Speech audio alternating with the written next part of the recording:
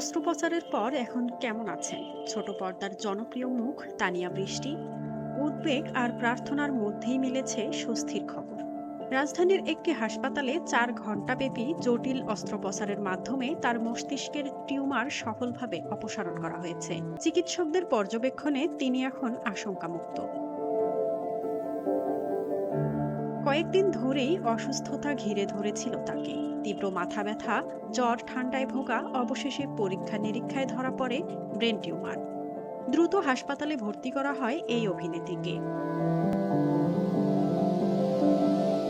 অস্ত্রোপচারের আগের রাতে হাসপাতালের বেডেই বসে ভালোবাসা দিবসের শুভেচ্ছা জানিয়েছিলেন তিনি। লিখেছিলেন, পরের দিন তার মাথায় অস্ত্রোপচার, সবার কাছে চেয়েছিলেন দোয়া। এই পোস্টটি ছিল এক ধরনের নীরবতা। তিনি এখন পর্যবেক্ষণে আছেন। পরিবারের সদস্য ছাড়া আপাতত কাউকে দেখা করার অনুমতি দেওয়া হচ্ছে না। তবে সবচেয়ে বড় খবর, সংকট কেটে গেছে।